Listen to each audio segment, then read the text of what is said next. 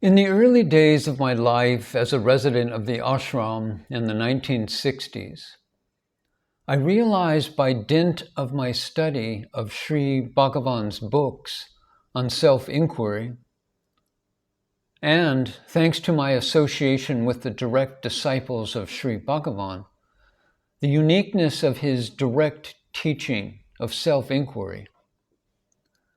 However, in my youthful fervor and enthusiasm, I began to think poorly of the efficacy of the other less direct paths, such as bhakti, karma,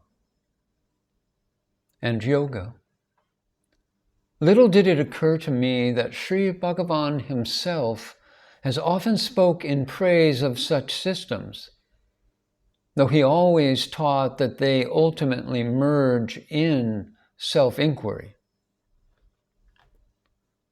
The watchful and caring eyes of my teacher, T.K. Sundaresa Iyer, did not miss all this. He came to me one night and gave me an ashram library book, which was The Life and Teachings of Sri Ramakrishna Paramahansa. It was written by his Eastern and Western devotees, 400 some odd pages, and insisted that I read it. By the time I had read 50 pages, my whole being bowed down before this great saint of Dakshineswar, and my spiritual life attained a new dimension. From then on, Sri Bhagavan's Vanchanamrutam, which is the Talks with Sri Ramana Maharshi, as well as Sri Ramakrishna's Kathamrutam, which is the Gospel of Sri Ramakrishna, became my supreme spiritual guides. During my spiritual inner journey, I could meet with nearly 30 Mahatmas who opened one inner window after the other in me. I understood the immense wisdom and importance of what Sri Bhagavan once declared when he said, "What I preach is devotional inquiry, and the absence of thoughts is bhakti. It is also mukti." The jnana method is said to be vichara, inquiry, but that is nothing but supreme devotion, para bhakti. So the difference is in words only.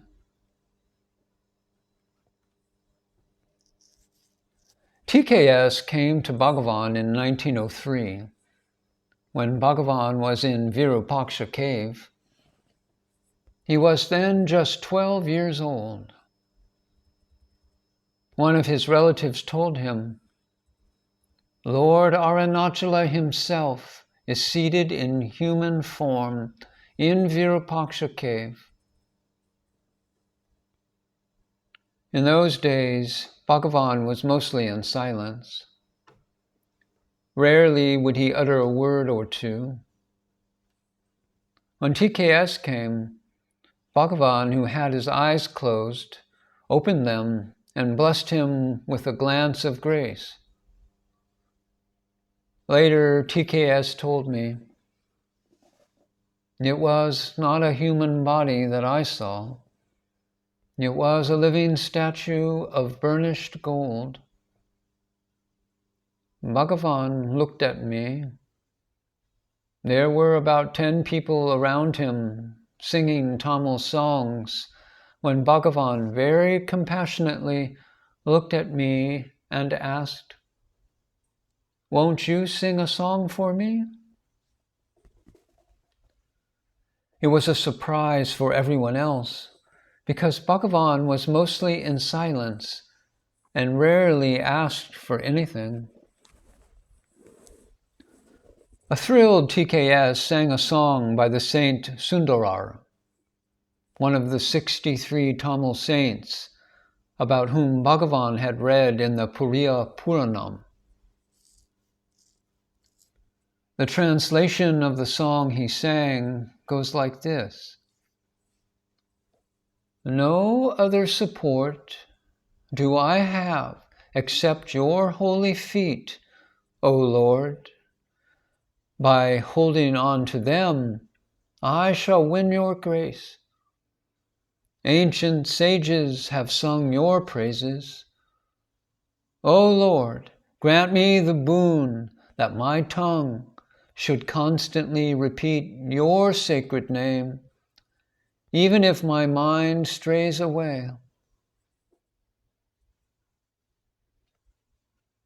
When T.K.S. finished singing his song, Bhagavan was very happy, and he said, "Yes, yes, that is what should be done." This became the first upadisa, the first initiation for this 12-year-old boy.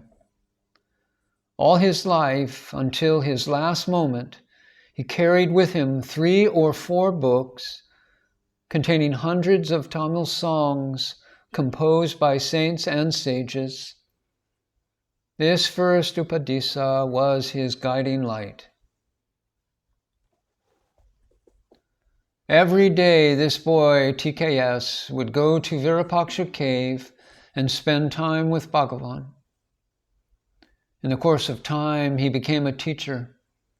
He began to have doubts about his spiritual development. One day he felt, "Why should I go and be with this saint? I am not improving at all. There is no perceptible change in me." And for 3 months he did not go to Bhagavan. One night he woke up and saw his pillow wet with tears, and he felt, "Oh, I miss my Guru." Early in the morning he ran up the hill.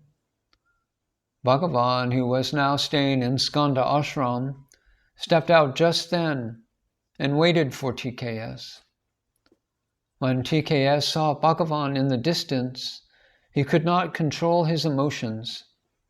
He ran, crying, fell at his feet, and drenching Bhagavan's feet with his tears, said, "Bhagavan, please forgive me." Bhagavan lifted him up and said, "This is the 100th day." Bhagavan had been counting. "It is 100 days since you came. What happened to you?" And T.K.S. replied, "Bhagavan, I am sorry I have not come. I have done a foolish thing. But, Bhagavan, I did not see any improvement within me, and I did not feel any benefit by coming and sitting with you." Bhagavan said, "Well, that is all right. You did not see any benefit, but did you not feel the loss?" Recollecting this, T.K.S. told me, "We go to Bhagavan not to have any benefit from him, but without him we have no life whatsoever. We should not miss the opportunity of having this bliss within our heart, otherwise we will miss that."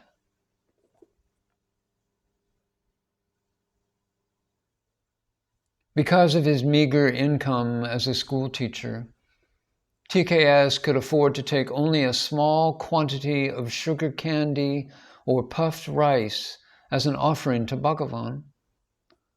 One day he did not have even that much. Sad, he went empty-handed and fell at the feet of Bhagavan, saying, "Bhagavan, I am so unhappy. I do not have any money, so I could not bring you any offering. Bhagavan smiled and said, why? You brought the most important thing. Everything else is unimportant. You brought yourself. The case in point here is that you should never exclude yourself from the spiritual journey.